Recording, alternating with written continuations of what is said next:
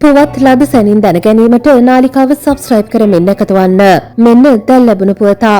අනුරාධපුර ශිෂ්‍යන රෝහලේ විශේෂඥ වෛද්‍යවරියක් ලෙස පුහුණු වන වෛද්‍යවරියක ඊයේ රාත්‍රියේ සිය නිල නිවාසය තුළදී නාදුනන පුද්ගලයෙකු අතින් දූෂණයට ලක්වීම මේ වන විට රටම කම්පා කළ පුවතක්ව තිබෙනවා.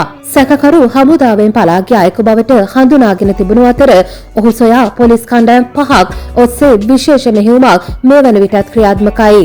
මෙම සිදුවීම මුල් කරගනිමින් සෞඛ්‍ය සේවකයන්ගේ ආරක්ෂාව තහවුරු කරන ලෙස ඉල්ලා අනුරාධපුර ශිෂ්‍යන රෝහලේ වෛද්‍යවරු ඇතුළු සියලු සෞඛ්‍ය කාර්ය මණ්ඩල මේ වන විටත් අඛණ්ඩ වෘත්තීය ක්‍රියාමාර්ගයක් ආරම්භ කරයි තිබෙන්නේ. කෙසේ නමුත් මේ වන විට මෙම කුරිරු ක්‍රියාව සිදු කරපු පුද්ගලයාගේ ඡායාරූපයක් සමාජ මාධ්‍ය වෙත මුදා හැර තිබෙනවා.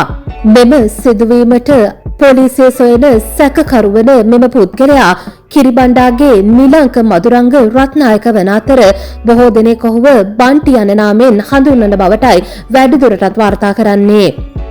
ගල් නෑව ප්‍රදේශයේ පදිංචිකරුවෙකු වන මොහොදුටුවහොත් වහාම පොලිසිය දැනුවත් කරන ලෙස මහ ජනතාවගෙන් ඉල්ලා සිටිනවා. D3 ඇලපාර ගල් නෑව ලිපිනයෙහි පදිංචි මෙම පුද්ගලයා සොයා තවමත් පොලිස් මෙහෙයුම් ක්‍රියාත්මකයි. අනුරාධපුර ශිෂ්‍යන රෝහලේ විශේෂඥ වෛද්‍යවරියක් ලෙස පුහුණු වන 32 වරදි වෛද්‍යවරියක ඊයේ රාත්‍රියේ සුපුරුදු පරිදි පොරොත්තු රාජකාරිය සඳහා එම රෝහලේ සේවයට වාර්තා කර තිබුණා. සිය පොරොත්තු රාජකාරිය අවසන් කළ අදාළ වෛද්‍යවරිය රාත්‍රී 7ට පමණ රෝහලේ සිට ඊට ඉදිරිපසින් පිහිටි විශේෂඥ වෛද්‍ය නිලධාරීන් පමණක් පදිංචි වී සිටින නිල නිවාසය දක්වා ගමන් කර තිබුණා. එහිදී වෛද්‍යවරිය සිය නිල නිවසට ඇතුළු වන අවස්ථාවේ පසුපසින් පැමිණි කිසියම් පුද්ගලයෙකු එක්වරම පිහියක් ගැලට තබා ඇය බේගන්වා ඇති බවටයි වාර්තා වූයේ.